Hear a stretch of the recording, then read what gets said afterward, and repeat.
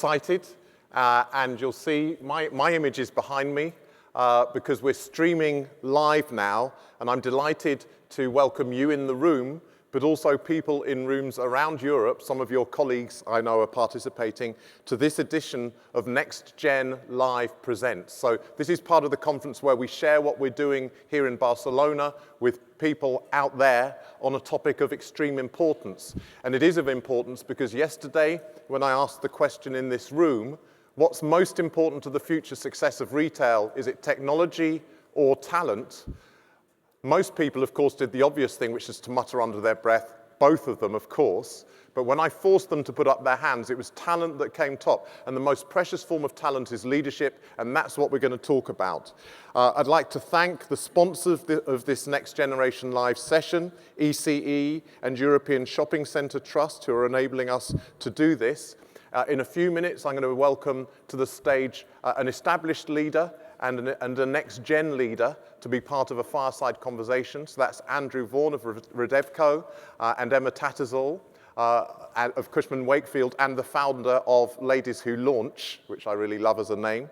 But first of all, we're going to hear from someone who's very well qualified to set the scene.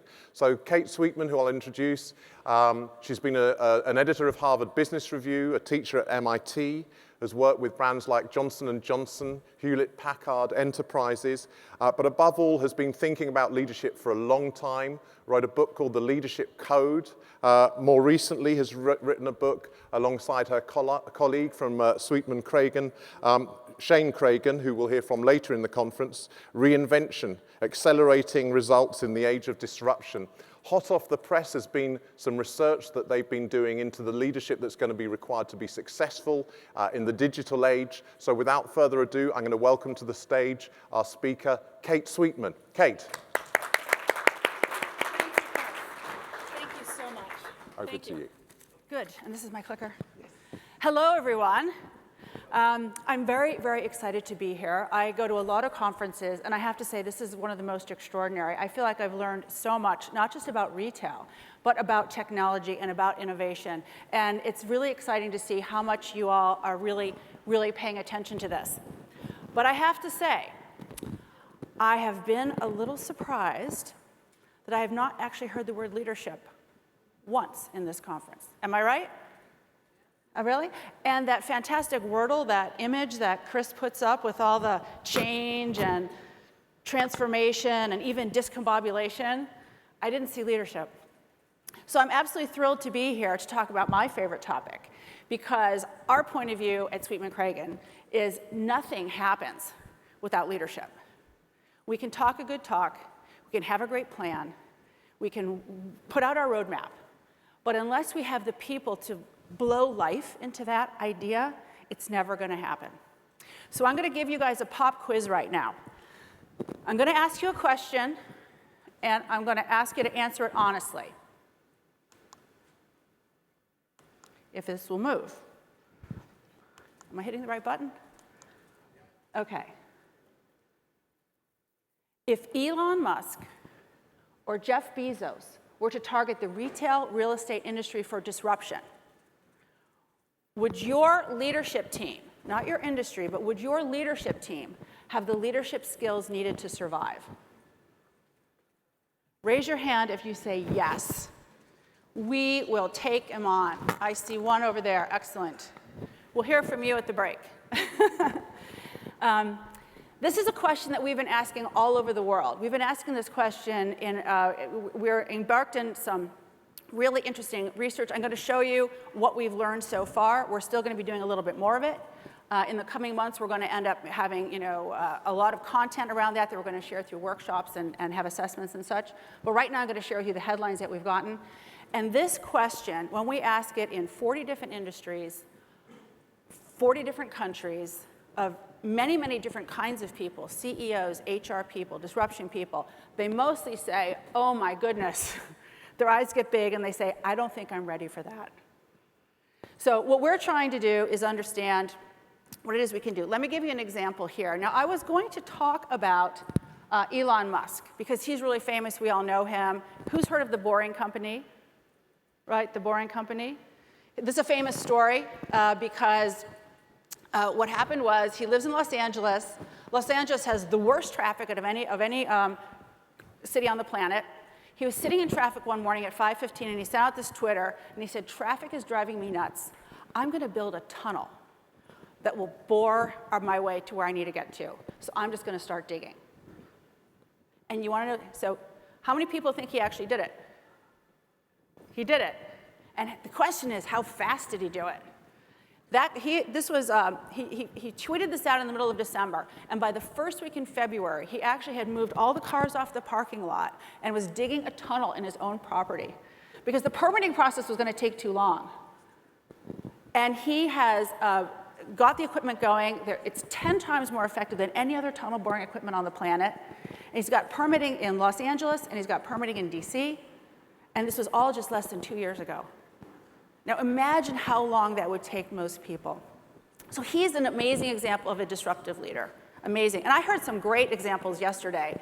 Mango and What 3 Words. So there's amazing stuff going on in your industry and an adjacency to your industry. But I wanted to share that with you.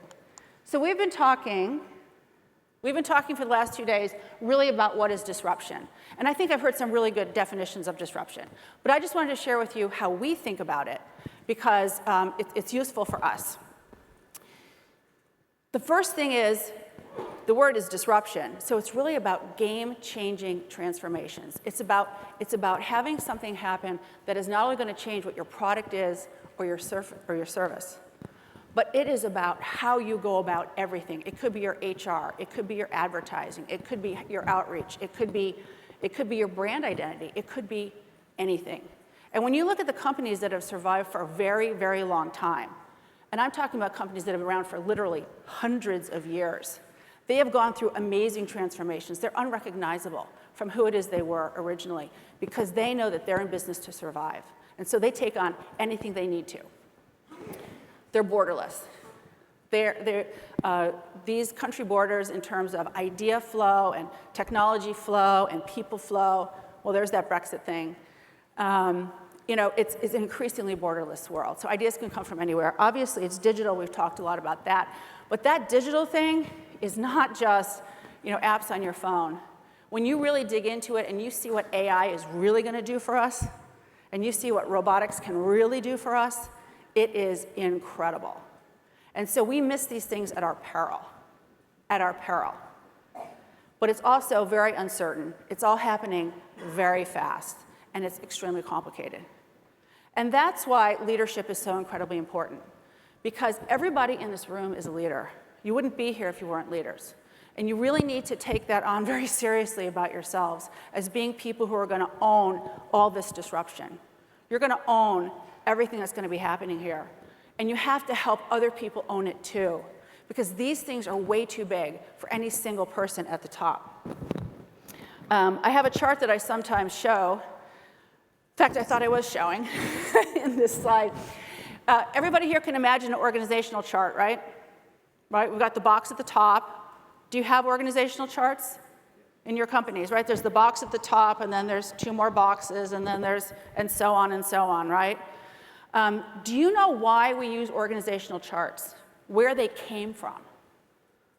They actually, in the modern age, they came from the railroads. The railroads needed trains to run on time. And so they had to figure out design and organization that could make that happen. So they created these very intricate organizational designs that worked perfectly for getting trains to run on time. And in fact, I've heard it said that the box had a person in it. It wasn't about the person. And that's how we had these very depersonalized approaches to people. And then eventually we got to this knowledge era, right, when suddenly we wanted people to be engaged. We wanted people to be engaged because we needed their brains. It wasn't really just about having a box. Well, now, in the age of disruption, it's way beyond that. It's way beyond that. Leadership needs to be lightning fast. It needs to be really highly attuned to the outside world. We've got to be out there and knowing. So that's what. So don't think of it as all those boxes in a chart. Think of it as a lot of lines flowing around a lot of spheres, and some of those lines are outside the organization, and some of those lines are inside the organization. So I wanted to show you, too, who is winning in this world? Who's winning in this age of disruption? It probably won't come as a surprise to you that the winners are, I'm looking at the top 8 here. These are the top 8 most highly capitalized companies in the world. So these are the richest companies in the world. This is the most recent list. And if you take Berkshire Hathaway off, every single one of them is a technology company. So these are the people who are not only winning, all the money, right, but they're also shaping our world. So everything we've been saying about how we've got to get outside ourselves, we got to know what's going on with these guys, right? Because they are creating the world that we're living in. And they're creating the world that our customers are living in and that our retailers are living in. And unless we know what to do, how to deal with that, how can we possibly take advantage at a minimum or gain advantage at a maximum of what it is they have to offer us? We actually just completed a big study. We looked at, we had access to Apple, Alphabet, Google, Amazon, Tencent in China. A lot of people haven't even heard of Tencent. It's actually the 5th largest company in the world. We also looked at Alibaba, JD.com, and Didi, which are also in China. Very hugely successful companies who are coming our way, by the way. Well, there's Alibaba and Facebook. And what I'm here to tell you is, yes, they have fantastic, technology, no question about it. And they have fantastic structures, the platform team things you may have heard about. But they also have amazing leadership. They have amazing leadership. They have amazing leadership. They have amazing cultures. And they very, very, very carefully think about that all the time. And in fact, the leaders of those organizations consider it to be their primary job to actually lead the organization, to really think about what it is that people need from me. They tell stories. They connect people digitally. They do everything that they can. And the companies, because sometimes people say, well, of course they're going to be at the top because they're technology companies, it's a technology world. Well, there are many, many technology companies on this planet. But these are the consistent winners. And it really is because they've figured out what their culture needs to look like, how they need their people to behave. They sign up the right people, and they get them to work together. And they are very flat. They're very democratic.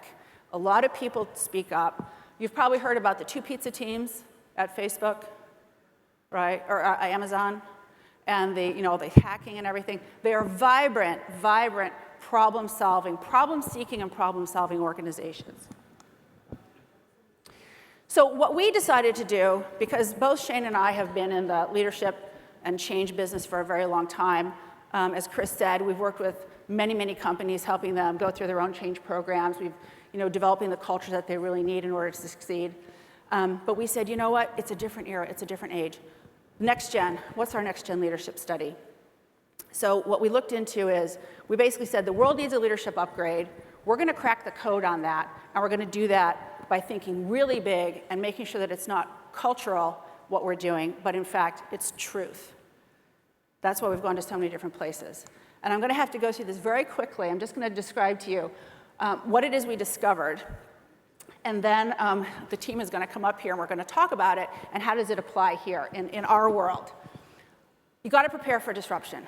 So the most important thing you've got to do there is you've got to, what we call, make sense of your competitive ocean. You've got to have a lot of buoys out in the world's oceans, metaphorically speaking. And the more dots you've got out there, the more connections you can make. This obviously is not just you, it's your team. Remember, I asked the question, your leadership team. No individual can do all of this, but as a team working together, you can make sure all these bases are covered.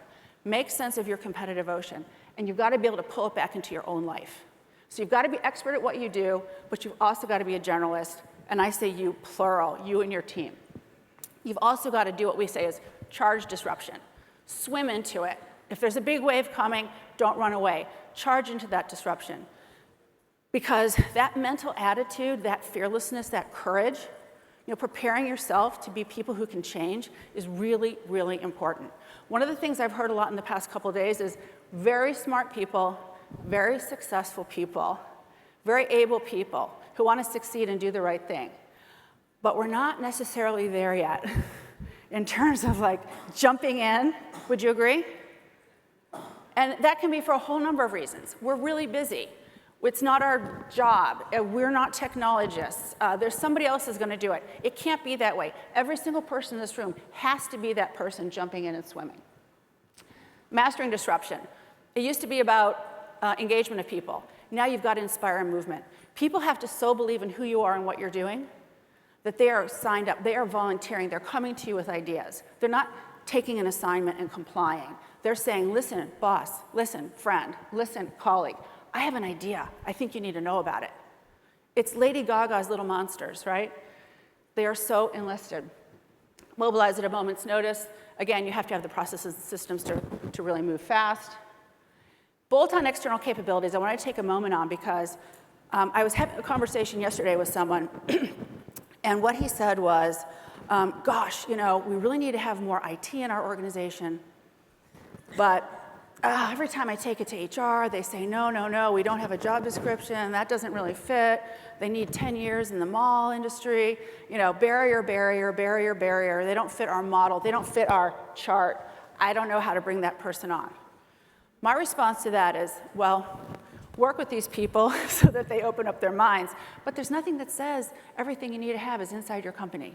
Because that's something that we really learned from when we looked at Apple and Google and those guys. In fact, what put the iPhone on the map, in addition to its beautiful design, was the apps, right? They don't have app developers inside. Those app developers are all external, and we can do those things as well. Solve unsolvable problems. I heard a wonderful story yesterday. Who here went to the technology breakout, the small one, that had mango and what 3 words? Both of those guys, I love those stories. What 3 words, I think, is so brilliant. It's what Jeff Bezos would call an adjacency. It's not smack in our world, but it's adjacent. For those of you who don't know, what the brilliance of what 3 words does is it says, look, we know how to map the world, we know how to navigate the world, but we don't know where we're going. So many bad addresses, so many non-addresses. And they have broken the code on that.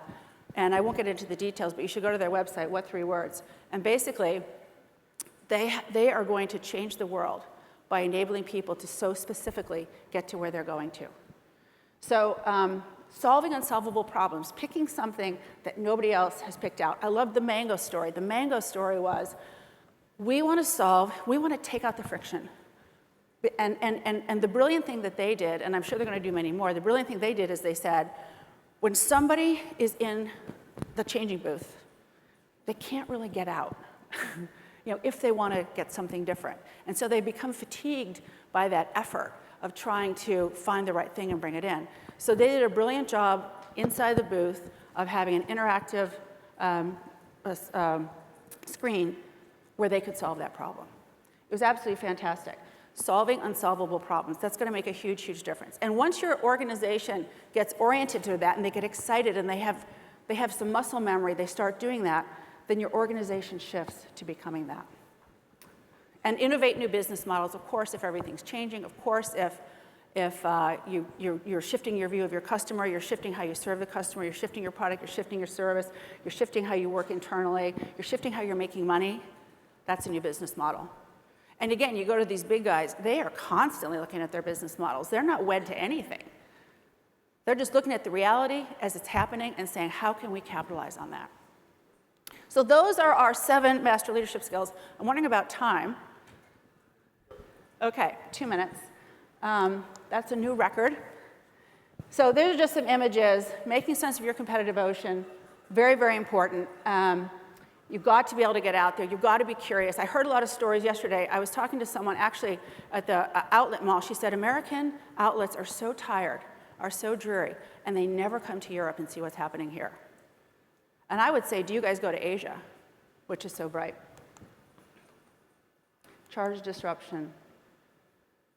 Solve unsolvable problems. I do this. This is SpaceX. You've all heard of SpaceX, right? The problem that they solved is that they send rockets up and they actually get them to come back down. So they have tremendous learning. They save a lot of money. They're far outstripping NASA's ability to actually learn about space and colonization and all that because they solve the unsolvable problem of returning the rocket back to Earth. And I put NASA up there because think about 1961. When John F. Kennedy said, this is an American story, forgive me, John F. Kennedy said, put a man on the moon and return him home safely in 10 years. They were the ones solving unsolvable problems at the time. But they lost it. And that's why we say leadership is so important. Leadership is so important. You can have all the money, you can have plans, you can have smart people. You can even know how to launch a rocket, but you can lose it if you don't have the right leadership and the right culture. And so that is what I'm going to leave you on. I will tell you, we will tell you that we really are very confident that these are the 7 master skills on top of the other leadership skills that you already know. We're in the process of really articulating the behaviors that go underneath those, and we're in the process of putting together, in a few months we'll have workshops and assessments and things like that. So if people are curious about more detail, these are great headlines, but how do you do it? We can have another conversation, I suppose. Right? Please join me in thanking Kate for introducing our topic. Thank you, Kate. Beautiful. And I'm going to ask Kate to join me. I'm also going to ask Andrew and Emma to come onto the stage and join us in my little sitting room over in this corner of the stage. Lovely. So, Kate, if you'd like to sit here. Thank you, sir. Go on, welcome Emma and Andrew onto the stage, please. Grab a seat, grab some water, make yourselves comfortable. Here we are. So we have here, as I said, an established leader in the sector in the form of Andrew Vaughan of Redevco. We have a Nextgen leader in the form of Emma Tattersall of Cushman Wakefield, and we still have you with us, Kate, and we have a few minutes to speak. I should say that this is an interactive session, and you can actually tweet any questions or thoughts you have. Use the hashtag ICSC Europe or ICSC 2018 or just ICSC. We'll get it because we'll get the ICSC bit, or you can use ICSC Nextgen. Let's have a chat about some of the issues you've raised. And I'm going to be a bit wicked because Andrew, when Kate asked her provocative question at the beginning, like if Elon Musk or Jeff Bezos came in to disrupt your industry, would your leadership team be capable of responding effectively? There were 2 people in the room who put their hands up, and one of them was you, and I spotted you. So I'm going to. So what is it? What are the qualities of leadership that you're seeing, and what resonated for you from what Kate was saying? Yeah. So I put my hand up partly because I felt I had to, because I was then coming up here. But I did, looking at Kate's slides yesterday evening, I thought I wasn't quite sure how I felt about being asked, as you kindly introduced me, established leader, on a panel where the central premise is we need a leadership upgrade. So I'm if Emma's the next gen, I'm the has-been gen, I guess. How would we respond? Look, I think our industry is probably not doing badly relative to any other industry. If you look at the car industry and how they are responding to Tesla, or the cable TV companies and how they've responded to Netflix, we're all in some ways struggling to kind of catch up with the changes that are happening. And I think there's probably 2 things. One is, is the kind of incumbent leadership in our industry fit for purpose, which I think your sort of central premise is we need an upgrade. And then we'll maybe As you say, they all do. Is what? But as you say, so many do. But a lot of them do. So there's that gap. And then we'll come on and talk about it, I guess, between the leadership today and the next generation. But I think my theory is a little bit is we all have more or less the same knowledge. We all come to these conferences, we all read the books, the articles, we kind of know the macro trends. And I think it was Jonathan in the last session said, we've known this stuff for years, but have we really done anything about it? So my theory is a little bit, we personally as a company, we don't have a monopoly on wisdom. So we know more or less the same as everybody else. I think it's really what you do with that knowledge, which I think is a little bit your story. So, are you able to mobilize your teams? Are you able to change the way you work? Are you able to change, as we've done a lot, is change your business model, your whole portfolio, which we've done in the last five years or so? Can you make that change happen? And I think where companies don't is typically a combination of what I would call corporate complacency, which you might call corporate arrogance. Really that they know it, but they don't really think it through, so understand the implications. Or in many cases, I think, inability to deal with legacy. It could be a legacy team that you just can't get to change, or it could be a legacy portfolio. Okay. And I think, so we all know the same stuff, I think. The question is what you do with that knowledge. It's what you do with it. Yeah. Okay, we'll come back to some of those themes. Emma, I want to come to you next. Yeah. And we have a speaker this afternoon, Carver Pur, who started his first business at 14. You're being presented as the next gen here, but I have a sense you've achieved a lot and learnt a lot about leadership. You didn't start at 14, but what are the qualities from your perspective that you look for in leadership that you would call effective? Yeah, I mean, I think that leadership is changing in its very definition. I think that's something you and I have spoken about and you touched upon in your presentation as well. This idea of having a leadership pyramid with a leader who sits at the top of the company, who in some ways might be a little bit inaccessible, who might be being positioned as someone a bit separate, who has got there because of an incredible CV of professional accolades, but actually their sort of time in the industry, their experience is what's pushing them, I think is, for me, something that is quite rapidly changing across all industries. We were talking yesterday about the Time 100 list and the sort of most influential people for 2018 that have been on there. In the UK, Theresa May wasn't on there, but we had people like the Parkland students who had made the list. You had the youngest ever Time 100 14-year-old nominee. And if you look about what kind of impact people can have, I think you have to start thinking about how we define leadership. For me, it's really about following, it's about impact, it's about purpose. And if you look at how we then filter that back into our organisations, it's about making sure that we have leaders who are relatable, who are approachable, who care about the same things that we care about, who want to drive businesses in the right way forward and want to talk to people and hear their opinions and their voices.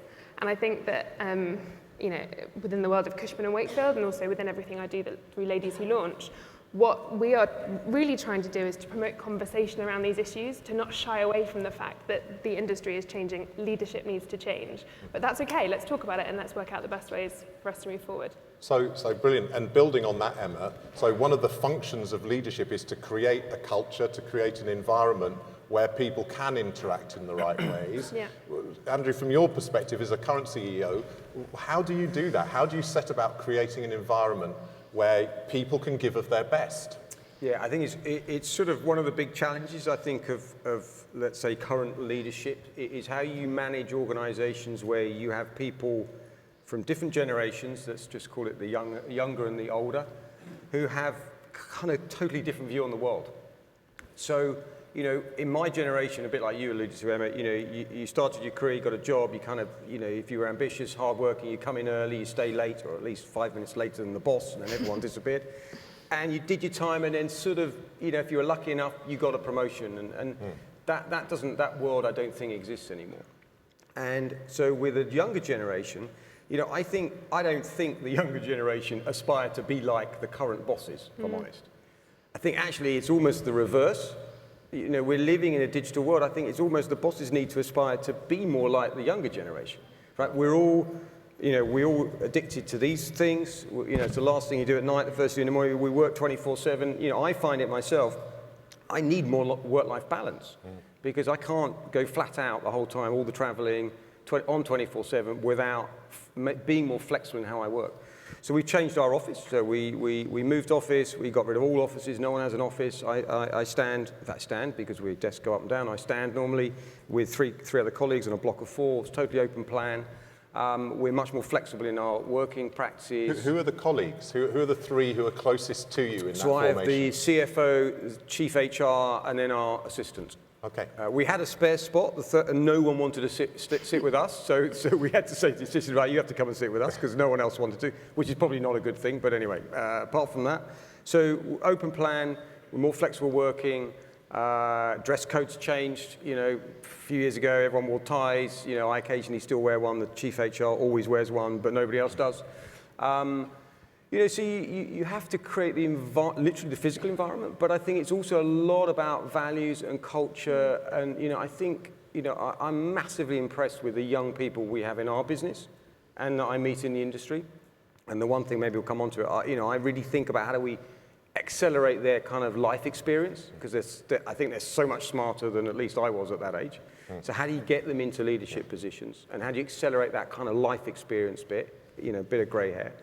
So it's also physical environment. It's the culture environment is really important, and the values of the company and the purpose of the company.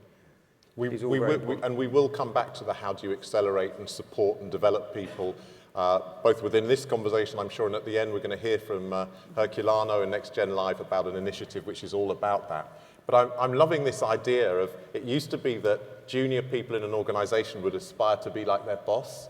And obviously one of the reasons you're on the stage, Andrew, as a kind of progressive leader is that you're seeing that can be switched around and that bosses could and maybe should be aspiring to be more like the young people in their organization. Lovely idea. I want to use that as a bridge into you, Kate, and in the research that you're doing now and that you've done in the past, you know, Andrew also said earlier that we know a lot of stuff. The issue is whether we execute, whether we change, whether we do anything. How receptive are current senior leaders really to some of these ideas of leadership or some of these ways of just being in the world which come naturally to younger people? How receptive are they? It varies widely, I would say. I mean, you're a remarkably enlightened person, Andrew. You don't have to say it just because I'm here. Yeah, but it sounds, you try. And yet, at the same time, we hear hints. You know, people don't want to sit with you, you know, and somebody's still wearing a tie. So, I mean, it's very, very hard. I think we all need to be very empathetic to anybody who's trying to go through a major change because it's not easy. And the main thing So you're saying we need to be empathetic to the senior leaders, the current ones? Yeah, it's tough. It's tough. I mean, it's a real, they've worked hard to get to where they got to, and they made sacrifices, and they do know a lot. And you have to honor that, right? But they also need to have the mindset that says, you know, and yet, this is all true. And yet the world has changed. And there's a lot of stuff I don't know. And there's a lot of stuff that she's going to know better than I do. In part because she's younger, she's a digital native. You know, she's female, she's from here. I mean, there's so many different attributes that we need to appreciate that other people bring that's going to bring a different perspective. Yeah. So kind of like it was implicit, I think, in your 7 boxes, in your model of the next gen leadership, that humility or being willing to be challenged or cracked open yourself in order to crack open a problem or to solve it is exactly part of what's going to be required. I mean, one thing that's very current is just having a learning mindset. Yeah. You know, Carol Dweck's work on the learning mindset, and the learning mindset is basically, I'm always a student my whole life. And actually it takes a lot of stress out. Yeah. It actually reduces stress a lot if you can somehow adopt that attitude. Andrew, you want to come in on that? that? Just on that point, so you know, I don't worry so much about the next gen. I think they'll be fine. I actually worry more about my gen that aren't able to retrain and relearn. Those are the people currently I worry more about. Yeah. Because, you know, we're living in a digital world and the digital natives are fine with it. But for people like me that, you know, didn't grow up in that world, we have to constantly learn and retrain. And so the older generation that aren't able to do that, they're the ones I think are in the sort of danger zone and I worry about. Okay. Before I come to you, Emma, I just want to remind people, so we have now got a hashtag, ICSC Next Gen, up on the screen. If anyone also who's listening in online wants to tweet in a question or a comment, I will try and make room at the end if there are colleagues at the back who are collecting them in to hear one or two. But Emma, I want to come back to you. So this idea that actually the people who we need to be looking after in a way are the more senior leaders. Senior leaders need to be learning from the junior leaders, if you like, within their organizations.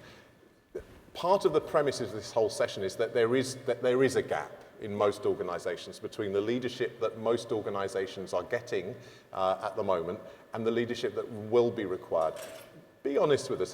Do you notice a gap? Do you think that there is a gap and it needs closing? And if so, why? What do you see? Yeah, I think in any industry there are gaps. Whether you're talking when the Next Gen Committee and I started thinking about what the themes were going to be for this year, we came up with Bridging the Gap because it's not just about current leadership and Next Gen. It's about retailers and landlords.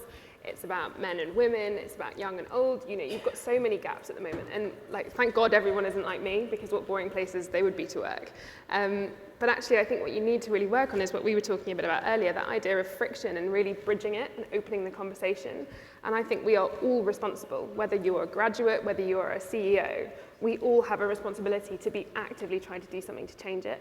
And it can come in the tiniest forms. Like, I quite often will call people out on comments that I don't think are necessarily meant in a negative way, comments that are sexist, maybe slightly inappropriate for the workplace, but we all have a really human responsibility to be challenging those, and particularly when it comes to stereotypes, particularly when it comes to sort of the big labels that focus around, oh, you're a next gen, you're a millennial, or you're from an older generation, you don't understand how to do this. And I think it's really about enabling people to feel confident to have that conversation and to really say, look, you know, I'm not insecure as a CEO to get my junior talent in and say to me, what am I doing wrong? I got approached a few weeks ago by a UK CEO to talk about diversity. And he said he just wanted to have an environment where he could talk openly. He's been working in this industry for 20 years. He isn't totally equipped with some of the language that he wants, and he is very humble and open to having a conversation. Now, I am not the gospel on diversity, but it was really encouraging to me to see one of our leaders at Cushman & Wakefield saying, I know there are things I get wrong, help me to get them right. And I think that is the opinion, and that's the approach we all have to have, whatever end of the spectrum you sit at. Which is wonderful. But from the leader's point of view, the established leader's point of view, Andrew, I mean, have you felt, to what extent have you felt actually challenged sometimes by the perspectives or what younger people in your organisation have said to you or seem to expect from you? Probably not that much, to be honest. And I like to think I'm relatively open. I talk to as many people as I can and give them time, but not, you know, there's still a bit of probably a sort of a natural kind of hierarchical. It's a little bit, again, the culture that you create. If you create a culture where, you know, an open culture of feedback and everything else, whether that's in performance management reviews or whether it's just in general conversation, if you can create that culture that encourages people to be open, then you try and encourage a bit more. But there's probably still a little bit of a natural sort of hierarchical. It's very cultural too. I used to live in Asia with very high power distance, and anyway, I don't have time to get into those stories. But I will say, an acid test question that I ask any higher leader who wants to make this change but doesn't even know how to calibrate it. I say, who have you talked to this week? Whose negative or challenging opinion have you listened to? And that's a really good measure. Yeah, I do think that culturally it's really interesting. Certainly, I'm an Englishman, and you know we're quite good at avoiding arguments, as my Dutch wife keeps telling me. We Englishmen, and it's really interesting the perspective that came in the keynote yesterday afternoon about often it's the most awkward and difficult teams that are the most productive, and it is the team where someone is prepared to call someone else out. That becomes the team that can be most productive. Of course. I can hardly fail to have an eye on the clock. We've got a huge clock for those of you online at the back of this room, and the time is going incredibly quickly. For those of us in Barcelona, there is a session which SweetmanCragun and Kate, I think you'll be in it this afternoon on the same topic, following through. You know what, I think rather than try and take another question from the audience quickly and struggle to answer it and then overrun, what I'm going to ask is I'm going to invite Herculano Rodriguez to come onto the stage, because what he's going to say actually addresses one of the points. And while he's on the stage, I'm going to ask you to think of if you could change one thing about the dominant way that leadership happens, what would it be, by way of kind of summary? And I'll end with you, Kate. But please welcome to the stage Herculano Rodriguez, who's going to tell us about a new initiative. Thank you. Herculano. All right, so we have 2 minutes just before lunch, so I'm going to be pretty brief. I'm really excited to we're launching a mentoring initiative to basically help the next-gen members across Europe understand what is this bridge in the gap. So it's interesting that Andrew was talking about this discussion around that we'll call them senior leaders or the existing leaders, they need to learn from emerging leaders. But actually, we're also seeing that there's a reverse mentoring going on at the moment in the industry as well. So I'm very excited to launch a competition, which is the third year in this competition, where we are partnering young leaders in the industry with people who have done a lot of stuff in the industry and been around for a very long time in terms of launching and understanding the market really well. The way the competition works is very simple. All we need to do is as a mentee, you need to send in a question to your mentor. And the way that works is if you were sitting next to Andrew in a restaurant and you had one opportunity to ask him a question, what would that question be and why? So the application process is really simple. What you need to do is you need to write into us what that question will be. It could be a video, you can do a tweet, you can do a presentation. It's totally up to you. It's open across to the whole industry. You don't just have to be next gen as well. And the people that have agreed to be mentors already, We have the likes of Andrew Vaughan coming again, Sheila King, Clemens Brennick-Meyer, James Brown. We'll have over 20 mentors, and we're aiming to partner them with the right emerging leaders across the industry as well.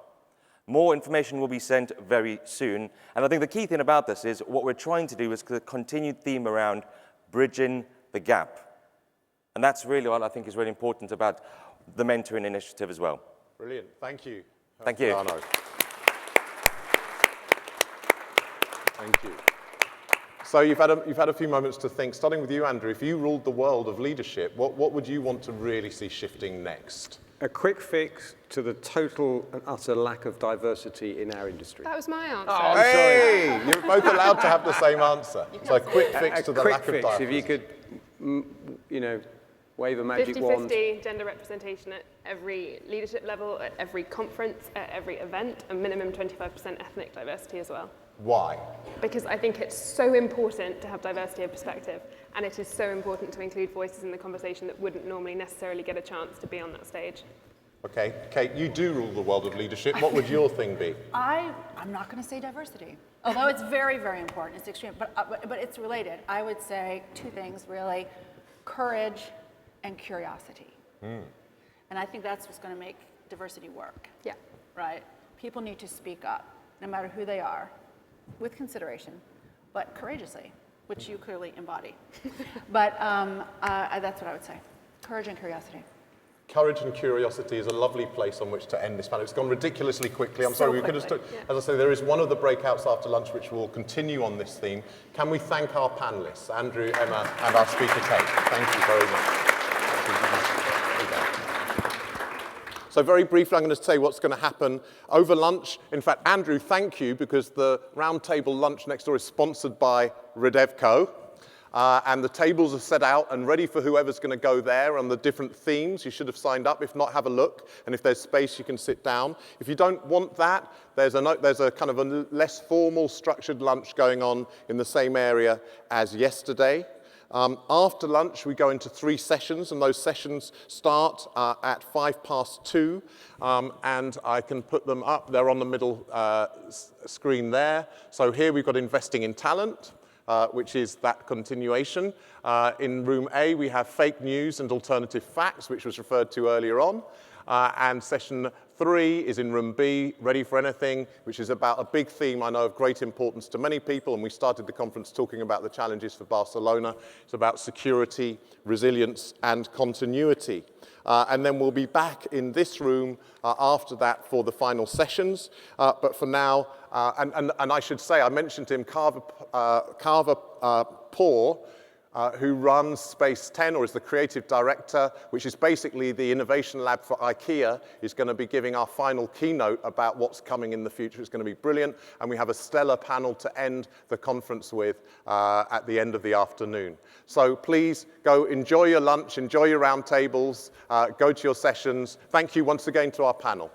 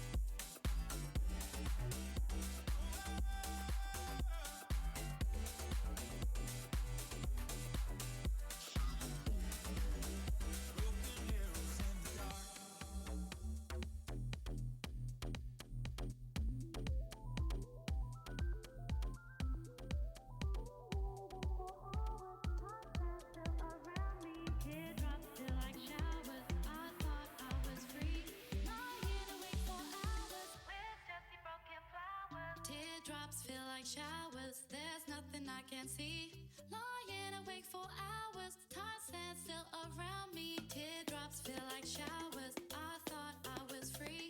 Lying awake for hours with Jessie broken flowers. Teardrops feel like showers. There's nothing I can see. Lying awake for hours. Time stands still around me. Teardrops feel like showers. I thought I was free. Lying awake for hours with Jessie broken flowers.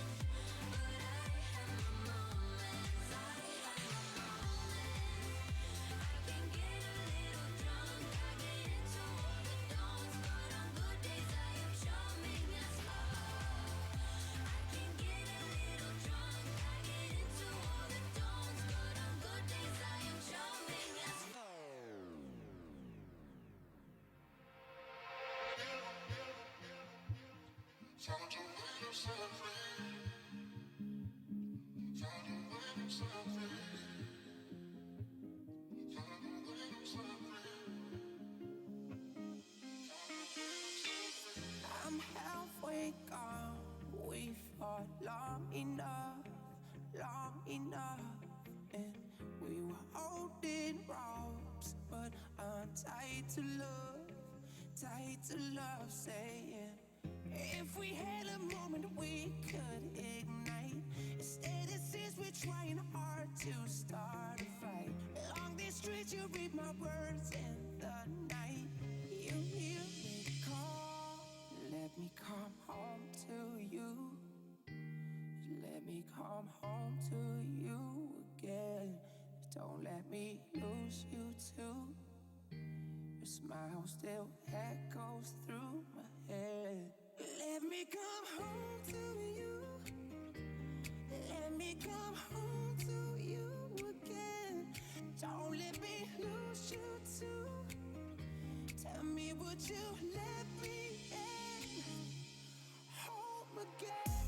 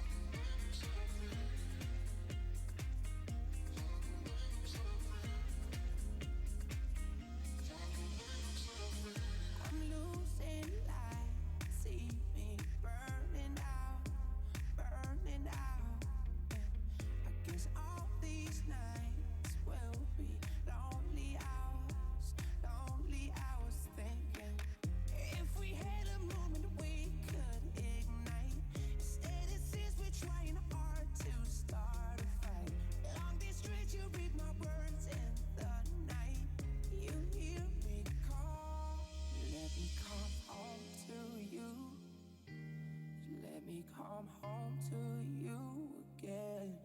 Don't let me lose you too. Your smile still echoes through my head. Let me come home to you. Let me come home to you again. Don't let me lose you too. Tell me, would you let me in? Home again.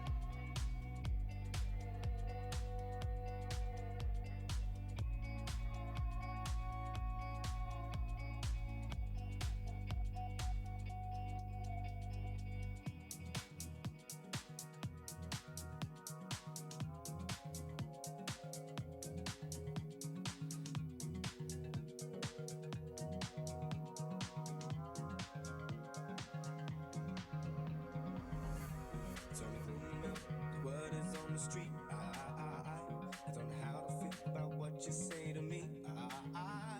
Cause the party pills, they won't give me no relief. Nothing but a cheap pill, no chance of a remedy. No. Bad things be spread around. No, let it go, just turn it down. Don't be a fool, don't be a clown. Can't tell me, won't tell me nothing anyhow. Bad things be spread around. No, let it go, just turn it down. Either way, I'm coming round. Can't tell me, won't turn me down. I don't even care about what they say. I don't even care about what they say. I don't even care about what they say, yeah.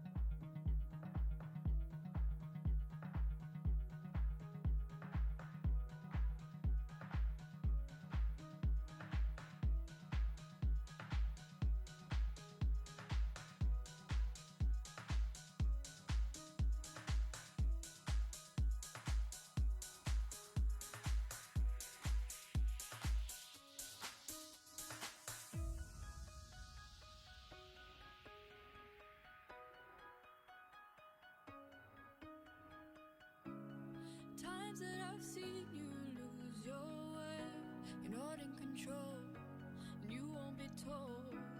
All I can do to keep you safe is hold you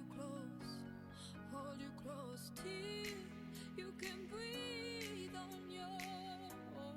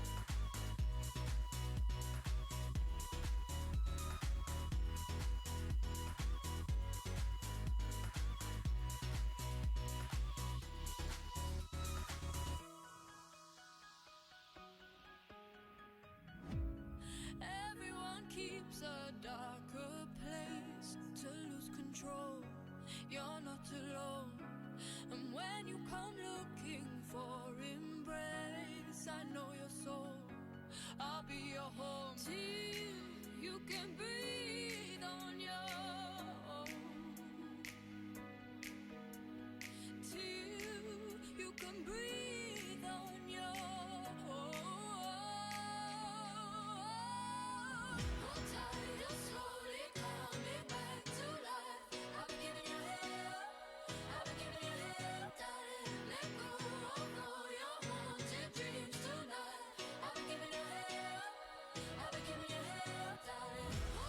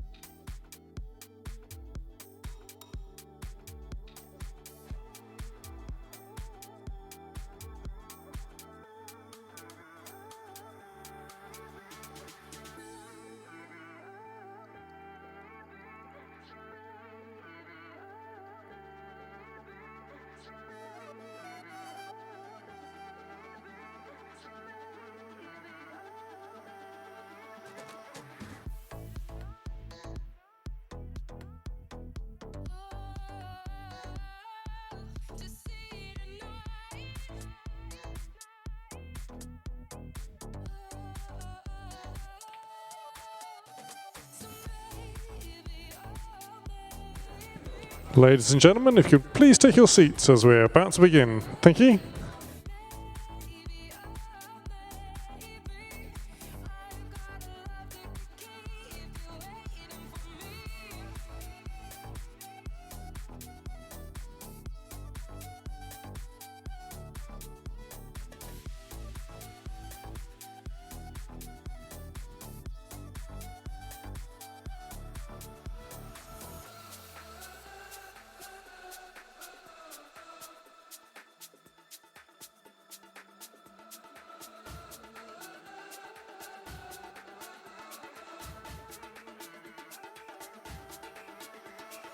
Did you see the way we struck? Half in love and half in luck. And underfoot we'll walk the sea. A miracle no one believes.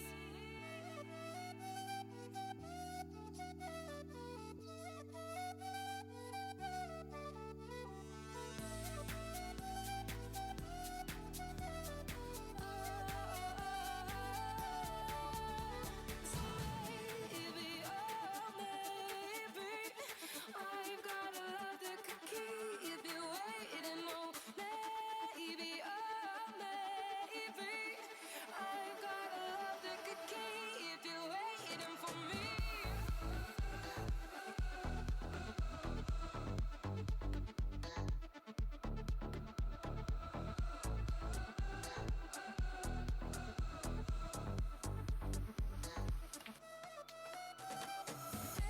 Maybe, oh maybe, I've got the love that could keep you waiting. Oh maybe, oh maybe.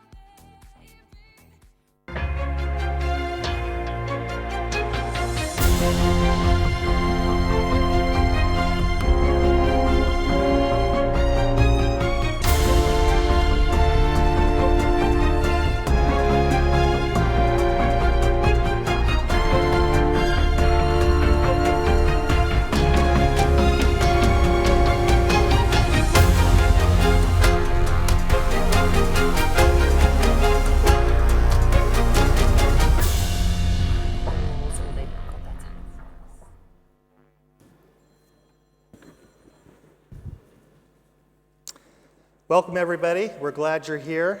My name is Shane Cragun from SweetmanCragun. If you happen to see the presentation by Kate Sweetman, that is one of my business partners. I go to a lot of conferences, and this is one of the best. This is a terrific conference, and it says a lot about your industry, so we're glad to be here. We're going to talk about talent, and I have a bias, and that is that in business, there are tangibles and intangibles. Tangibles are things you can buy and drop in your foot, and you cannot gain sustainable competitive advantage. It's the intangibles. It's culture, leadership, and things like that that if you master, people can't duplicate. Toyota lets anyone come benchmark their factories because people look at the robots, and they said it's not about the robots. It's about the soft stuff that keeps it together. We're going to talk about the soft stuff, and I have a real distinguished panel here. I have a couple of comments that I need to make. Welcome to Nextgen Live presents Investing in Talent. We got to thank the next generation sponsors, particularly Icsc and European Shopping Center Trust. Welcome to Barcelona and all those joining online. This will be an interactive session. What we'll do is we'll have a couple of comments at the start that will give us kind of a state or a state of the industry in terms of talent from 3 different perspectives, and I'll introduce them in a second.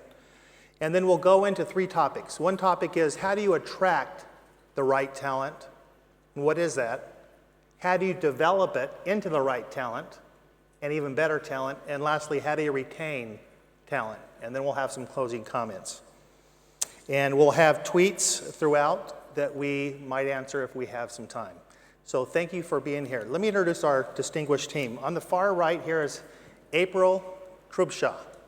And April is from Cushman & Wakeman, and she's an international partner, and she is over people and performance, culture, leadership as a managing director of that. Now, here's the interesting thing about April. despite the job position and write-up, when the partners need someone to help facilitate high performance and new improvements, they go to April. So she is a terrific thinker on just how to make things happen, how to improve performance using the intangibles that we talked about. Pedro Rodriguez is here from Sonai Sierra. Sonai Sierra, and he is the head of human resources. And one of the things about Pedro, I've worked with a lot of human resource people in my life, and I noticed something interesting about Pedro. I thought he sees it a little different than most HR. And then he said, my background is mechanical engineering.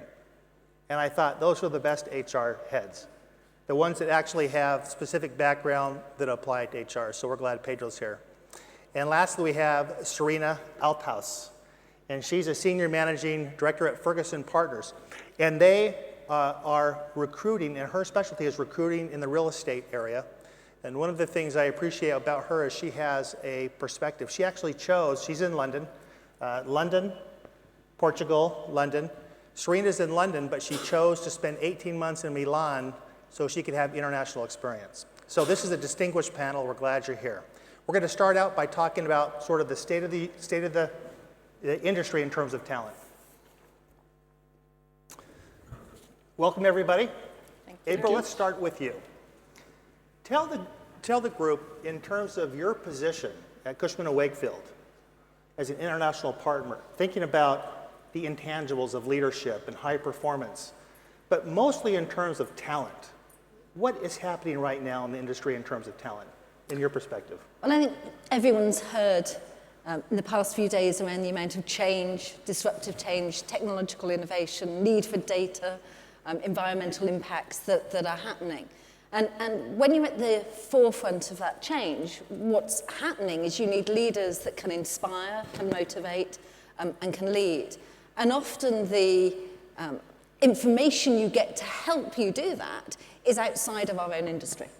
And so looking broader into other industries is a key part of helping our leaders change.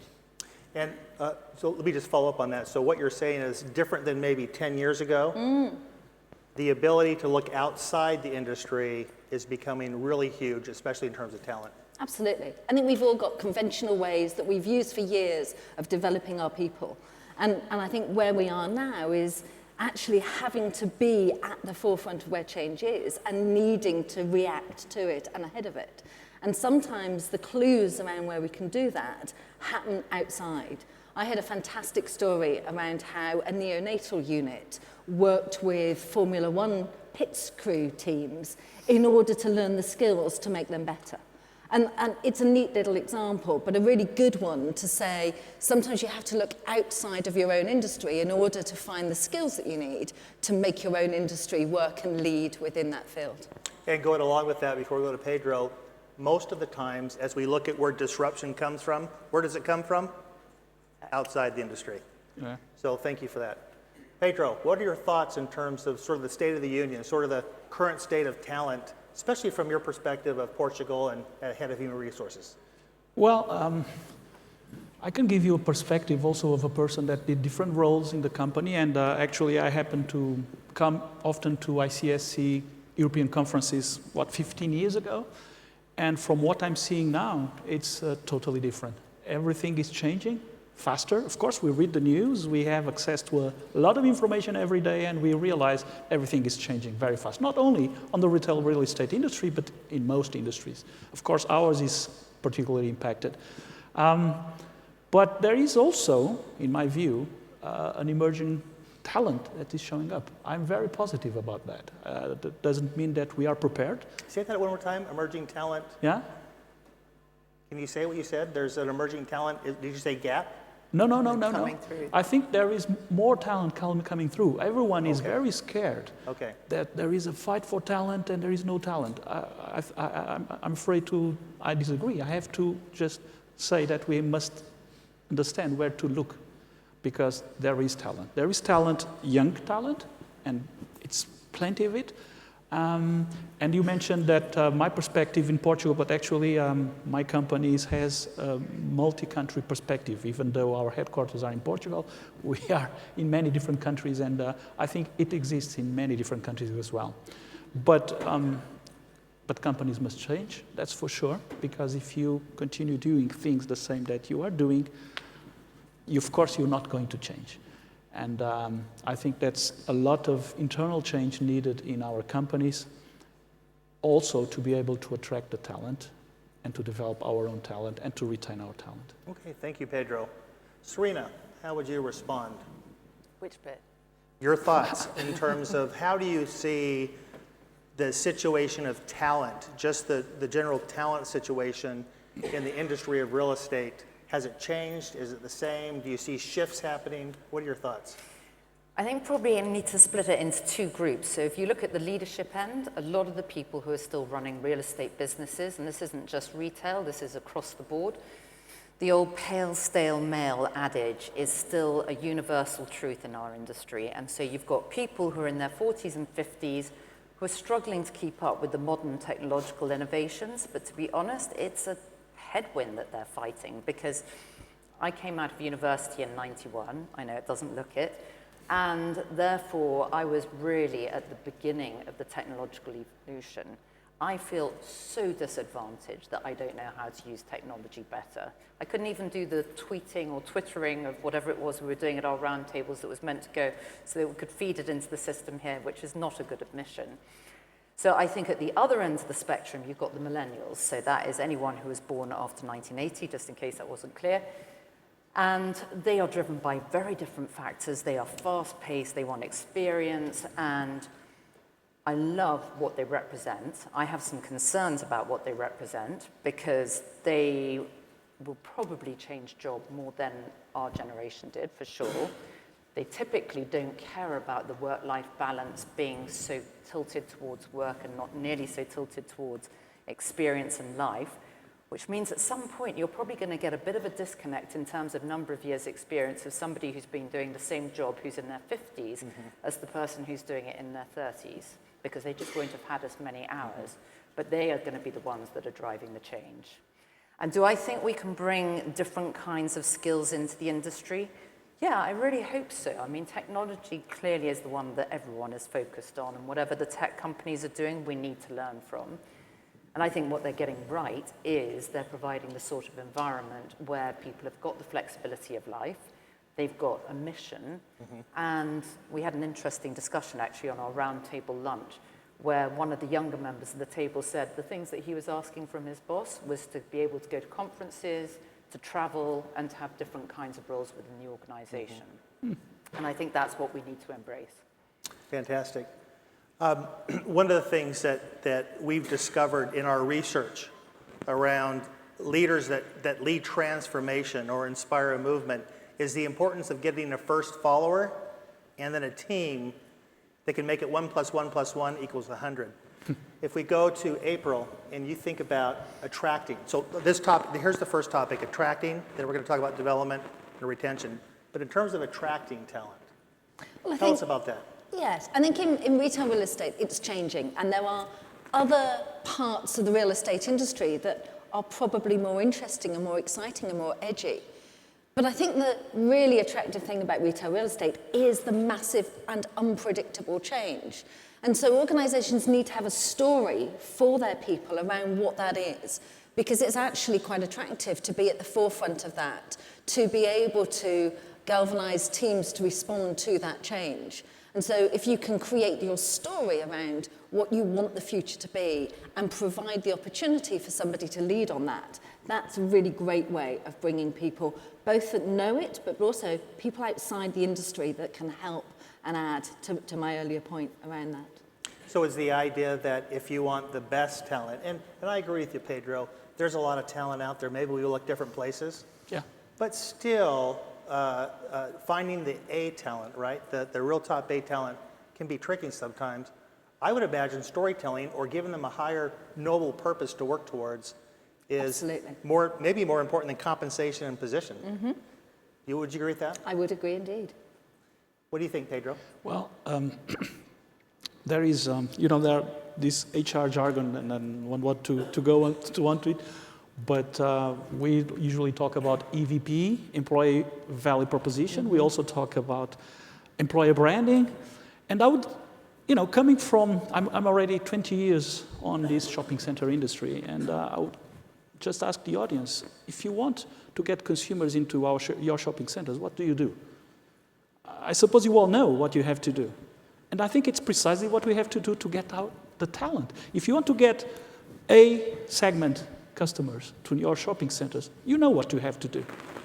The same thing applies to human resources, to human capital. So we have to have the right branding. We have to have the right reputation. We have to have the right culture in the company. And maybe the one that we have is not appropriate for the new emergent talent that we need. So then we must change. We must change from top to the bottom. You know, there's some, let me just check my notes. There's some 10 key skills for the future that I think the World Economic Forum has defined. 1, complex problem solving. 2, critical thinking. 3, creativity and adaptability. 4, people management. 5, coordinating with others. 6, emotional intelligence. 7, judgment and decision-making capability. 8, service orientation. 9, negotiation capability. 10, cognitive flexibility. Now, the best person would have all of these. I don't, and I think it's very difficult to be proficient in all these competencies. But actually, we must find them out, and we must create a magnet so that they come. If you think of your companies, how they compare with Google, you probably realize that they're very different, right? I'm sorry for this. I'm here sitting and I have a tie. And this is something that used to be common in my company 15 years ago. Nowadays, nowadays we don't use this. So I'm going to take the tie off, you know. This is the ad-libbing part of our program. It's not striptease, it's just going to stop here. Did we script this? No. Who thinks Pedro should stop now with... We must, okay. you know, we right. want... These two guys do, okay. We want to create experiences for our consumers in our shopping centers, right? That's actually the same thing that we have to do for the talent that we want to attract and for the talent that we want to retain. We want to create good experiences for them. And if they go, well, at least they had a great time when they were in our company. They can pass this word to others. Yeah. And probably we will get such a reputation that we're going to attract more and more. And that it's not human resources' job to do. I think it's the whole company, starting on the top leadership, to do. So isn't this interesting, before we go to Serena, so April is telling us if you want to recruit the best talent, you must tell them a story that really captures not only their mind, but their heart. I want to be on that team. You're going to Everest? I want to be on that team. What we're hearing from Pedro is he's saying the attraction process has to be an experience. It has to be something that maybe the attraction process is what sells them, right? Because they feel the culture. If we go to Serena, with Serena's expertise around external recruiting, Serena, what are the things as you recruit a more senior experienced person versus more millennial, what are the things that really get them excited? I imagine you're talking to them, but there are things that you say where they pause, you can tell the excitement happens, where they're going, yeah, that's what I want to hear. What's the difference between the seniors and the millennials? I think for the seniors, this is not going to sound attractive, but they're definitely more focused on the job content, but it's also figuring out what the compensation is. The younger people, it's not nearly so much compensation driven. By the time you're getting to the C-level, which is the area that we typically hire in, they've got a certain baked set of competencies. They know that they're unlikely to be able to reinvent themselves and suddenly go off to another sector. So therefore, they are always going to be migrating into something that hopefully gives an expansion on what they're already capable of doing, but it's not going to be vastly different from what they were doing. And unfortunately, the job market also dictates that at the senior end, people just want somebody who knows how to do the job. You don't get points any longer for coming up with a super creative idea. I've been a headhunter now for 25 years. In the old days, a lot of times you'd have a client who would love the creative out-of-the-box concept. I think because people are still licking their wounds from the GFC, they want somebody that's tried and tested. You might get a sort of extra bonus point for putting somebody who comes slightly left field on your shortlist, but mainly they want somebody who's got a track record in what they're doing. I think with the younger people, we need to be a bit more early stage thinking. I think it needs to be getting into the schools. So even before they then decide what they're going to be reading at university, they have some idea about real estate in its broadest context, what it has to offer, and then you can become more specialist and focus on the retail side. But until you start doing that, so often when I talk to people at schools, I talk quite a lot at universities, the thing that's driven them into the sector is because they've got a parent who did it, or some relative, or a friend of a relative, and that needs to improve. We need to get our name out there. Great.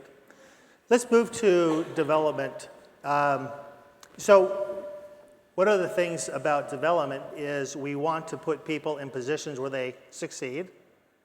There's a paradigm of some people that they are built the way they are, and you need to put them where their strengths are. Others say, yeah, that's true, but we can actually develop them with other skills. Let me start with Serena this time. If you think about maybe the most important attribute, when someone comes into a firm, and I know you're not into development of people, but as you've heard about it, when they come into the firm, what are the companies wanting these people to have in terms of skills? What are the things they're saying we must have, their table stakes? That's a tough one to answer because it so much depends on what the role is and what the company's ethos is. I think going back to the points that Pedro made, actually, I'm going to crib those because I think the qualities that you see in leadership are exactly the sort of points you want to score for the junior people who are coming in that you're going to train to be the future leaders. So it needs somebody who's innovative, who embraces change, who's got high EQ, who ideally has got high IQ. I'm making up some of your points here. I don't think those were all on there. It's really hard to be generic because there are such specific requirements per position, per company. But you want somebody who's future thinking. If somebody is just stuck with doing what they've always done, chances are they're going to be obsolete. How about a learning mindset? Does that go along to future thinking? That's a very good way of putting it. Open to ideas. So maybe what you're saying is, I'm open to the future. I'm open to different ways to getting to the future. I'm open to diverse perspectives, possibly. Yep, definitely. Someone said to me that you should ask every candidate that you interview, what are your plans around embracing technology? Because if they're of a certain age and they haven't got an adequate answer to that question, that probably tells you about the mindset and the fact that they're going to be left behind. Excellent. Pedro, thinking about development, what are some best practices you might share with the group in terms of developing people into A talent? Yeah. You know, just let me share with you this thought. I honestly think that talent is like a perishable good. One person is not born talented, at least, okay, some, they have genetics, but I think it's really learned, nurtured, and a talented person, I've seen several cases, unfortunately, that a talented person can become non-talented if the organization doesn't nurture the talent. And the same person. The person also must always be seeking to develop itself. So learning ability and anxiety to learn and to experiment, they are fundamental. And I think the most, that's just my view, the most successful development strategies, they are based on this willingness of a person to experiment, to do different things, to try different roles. Unfortunately, sometimes our companies, our organizations, they are so boxed, you know, the careers, they are always in the same kind. You have someone in leasing, he stays in leasing. But maybe you have someone in back office, actually, I was thinking of a real example, that leaves the company, then comes back for leasing and doing a great job. Because he has the right skills and he has the eagerness to learn. So I would say that the best way to develop our talent is to give them opportunities to learn. And this could be, of course, with classroom training, and there must be some investment going into that, but also with challenges, new projects, and change of positions, making people get out of their comfort zone. If they don't want to, well, maybe their talent is going to die. If they are eager to do that, these are the guys, the people that we really want to, because they're going to succeed in any role that they do. Those of you that, you know, it's not often that we all experience the same product. Almost everyone in here has had a product with an Intel microchip in it. And I cut my teeth in Silicon Valley. It was at a company called National Semiconductor. And at that time, we competed with Intel, but Intel was known as the best. And all of a sudden, there was a speech Andy Grove gave that just shook Silicon Valley. And he said to his employees, let me get something really clear. You own your employability. You own it. I'll provide you all the necessary means to be employed, whether here or someone else. But let's just be really clear. It's not my job to create you to be an interesting person to want training. You own your employability, and we'll facilitate that. I thought that was an interesting way to think about it. April, in terms of your organization and developing people, what do you think about that concept of the employee owning their employability, but the organization providing everything they need to develop? Absolutely. When I talk to people about a time when they've learnt the most in their careers, very few of them ever say to me, it was in a classroom. People learn the most in situations where they can experience things, where they might be pushed into new roles or have the opportunity to get involved in projects that stretch and challenge them. So the things that I would advocate now to respond to the changes in our industry are things like seeking out secondments.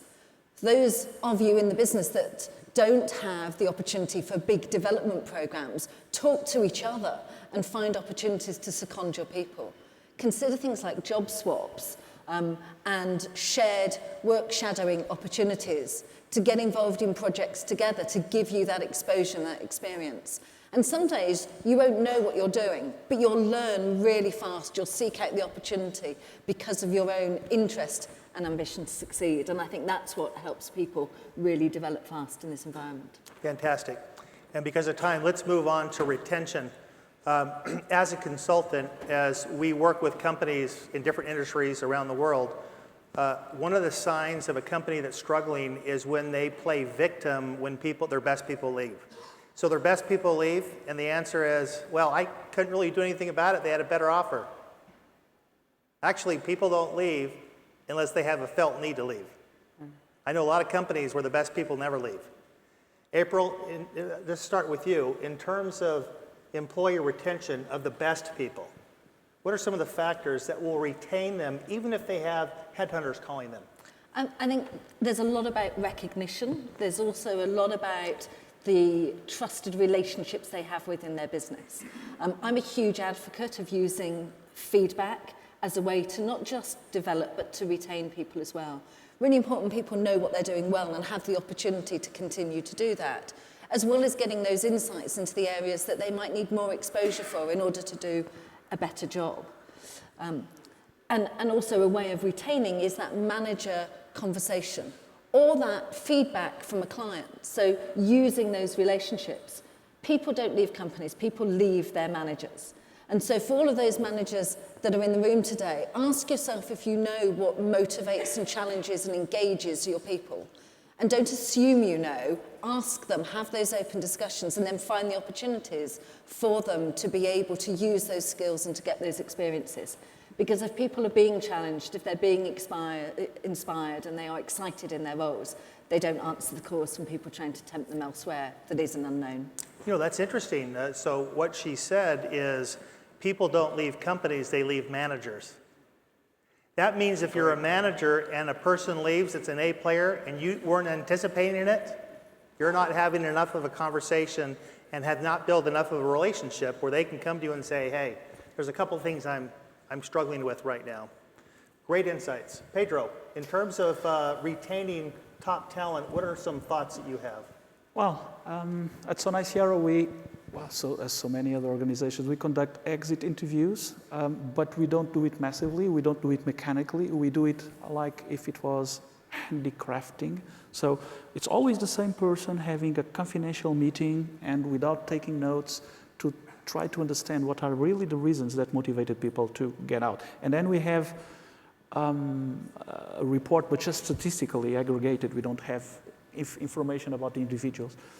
And well, there are different reasons for people to leave. Sometimes it's personal reasons. Sometimes, well, the family moves somewhere else and they have to go along. Sometimes it's because, well, yeah, there was an incredible offer and they think, usually it's not money, it's probably career possibilities that drives people out. But indeed, I think April is right. Many times it's people. And it could be managers. Most of the times it's managers, either direct manager or indirect manager, the line of management. But sometimes it's also the ambience, the other people, the peers. That could happen as well. That's why I stress so much that the best strategy to retain people is to create the right atmosphere. That starts with managers for sure. That starts with having a wow place instead of a workplace. You know, we have a lot of different aspects that are not just strictly the work that you do, making people feel that they're part of their life, actually a big part of our lives. It's at work, that it serves a purpose, we are helping the community, we are having a great time, our friends are there as well, and this retains people. Now, it applies to talent, to the top talent, it applies also to the ones that are just the regular talent, okay? Now, it's true that the top talent is usually also spotted by some headhunters and some competitors, and here they go. And we have to look at this in a natural way, because we are not owners of people. You know, it's, I've always, and I'm sorry, I'm head of human resources, I always look at work as something that is not forever. We happen to have in our company a very high degree or a very low retention, really low attrition rate, less than 5% in the last year. Even too much, I've been told, because sometimes it's better to, and this is going to increase probably, but it's not the end of the world. The important thing is that when people leave, maybe they have a good motivation to leave, but it's not that they don't like the company where they were.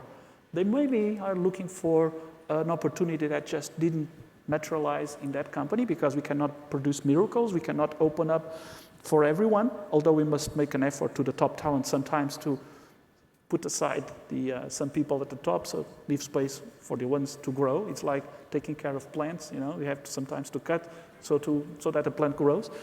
But sometimes that's not possible. So when people leave, the important thing is that they might become later on a partner. Maybe they will become a customer. Maybe they will, you know, I think it's important to keep a good relation. Sometimes they come back. So that's the most important thing. And not really believe that we are doing a lousy job and this person left and it was such a high talent. It will always happen. Excellent. Everywhere. And then Serena, interesting perspective from Serena. Again, Serena is an external recruiter. And so, Serena, you're dealing with, you're placing people with open positions, but I'm sure most of these people are in current jobs.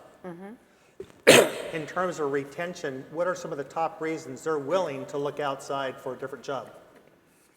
I always remember Nextgen, who used to be the head of real estate at Goldman Sachs for Europe, saying to me, I never worry about when my team are flat out busy, because then they're too busy to think. It's when things start to go quiet that existential angst starts to creep in. And I think he's got it right. I thought your point was spot on in terms of people leave managers, they don't leave companies. I think there's a whole host of reasons why people will look outside, family, lifestyle, etc. I think the retention factors are giving people a challenge, recognizing people's value, and I think doing that, moving people around internally, if you've got the sort of organization that can facilitate that, it's brilliant. I remember Olivier Piani, who was the head of Allianz, said that he would swap the senior managers for each of their key European offices around, so that the person who was running Germany would swap with the person who was running France, which must have created some linguistic challenges along the way. But the great thing was, is it A, created a connectivity between the offices, but B, it really stretched people. Yeah, so they had a challenge. Exactly. So what you're saying is challenge. Last question, and again, we'll start with April and come to Serena.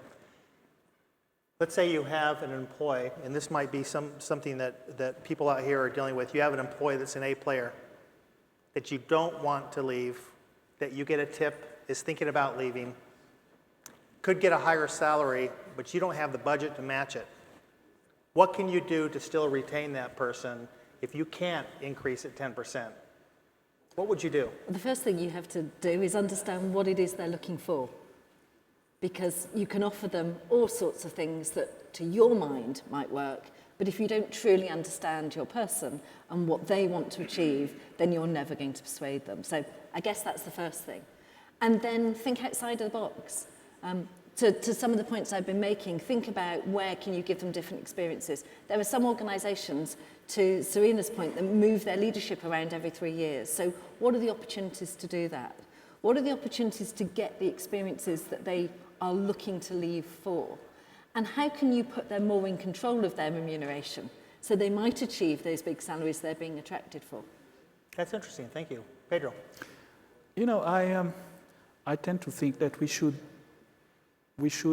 work on the prevention more than on the reaction, you know? When a person decided to leave, honestly, it's very hard to make this person change their minds. Of course, if there is just a problem of salary raise, this can be arranged, but for how long? For how long will this person stay? You know, I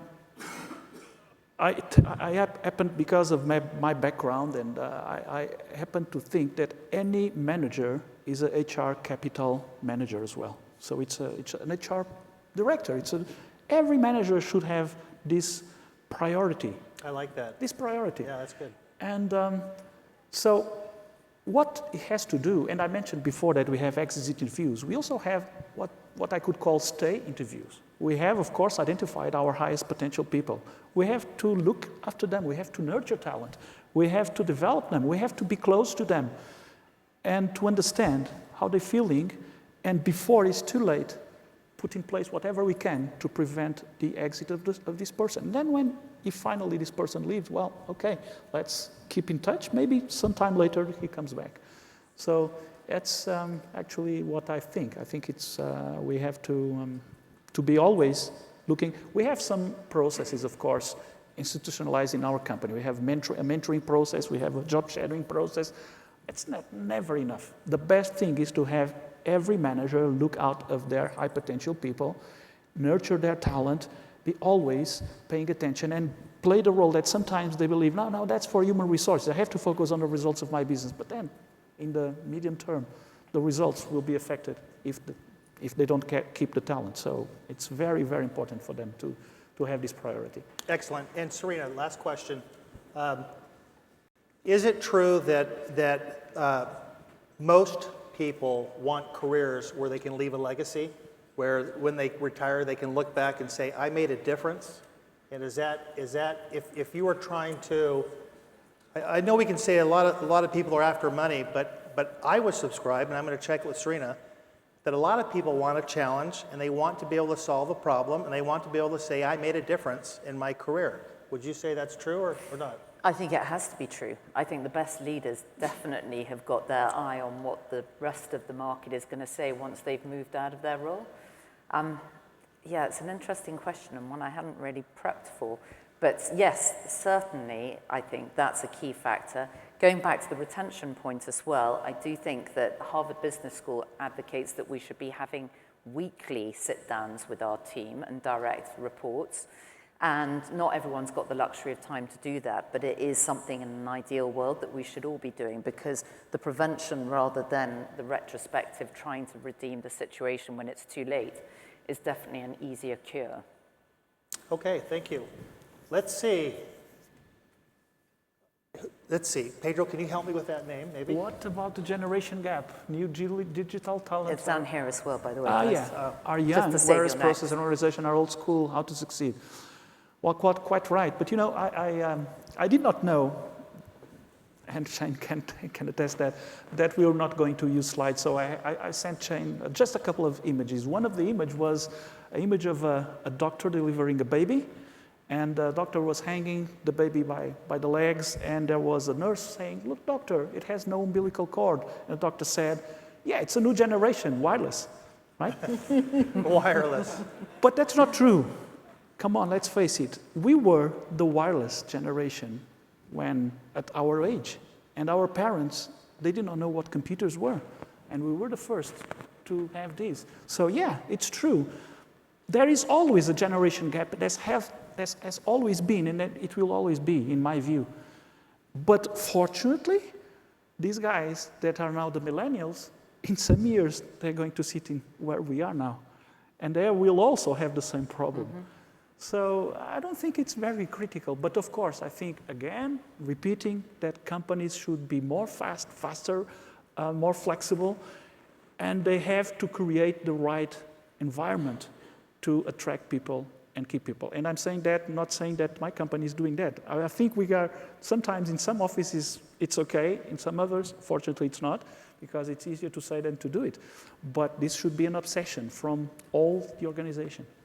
Thank you. We have just a minute to go, and then here we have an awesome video.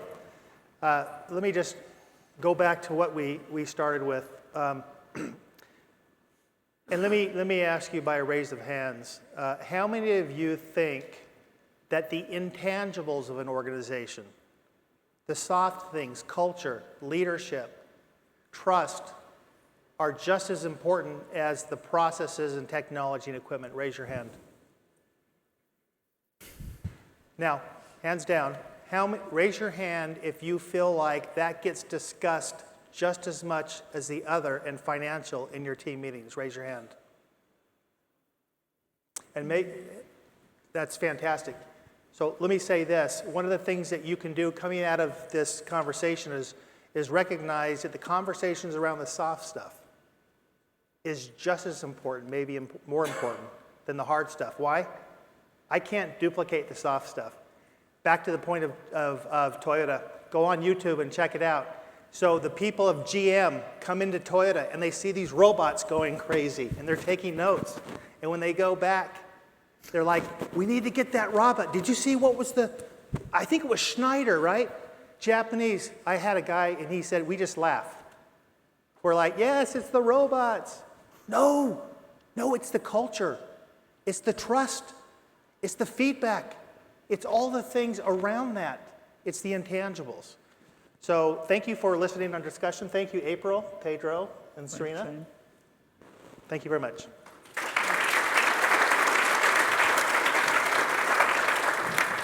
Thank you very much, all of you. There is no video, I'm afraid. It's just me. But for once in our lives, we're almost running to time, which means that you can continue the conversation over a cup of coffee and a networking break out there. And I think actually, and I have been picking up through the conference, although Kate before lunch in the session which was the precursor to this was saying that leadership hadn't really been up there on the screen, what I've noticed is the conversation's gone on in different rooms as I've been doing my fly on the wall flitting around, that leadership is being talked about more and more, and culture and the environment we're creating. So the work you've been doing in here has also been going on out there. And we can continue over coffee. Thank you once again to our panel. We're back in here for the closing session of this conference at 3:30. So I'll see you then. Thank you. Thank you. Thank you, Serena. Taking, pretending you're nothing but giving, making me lose my cool.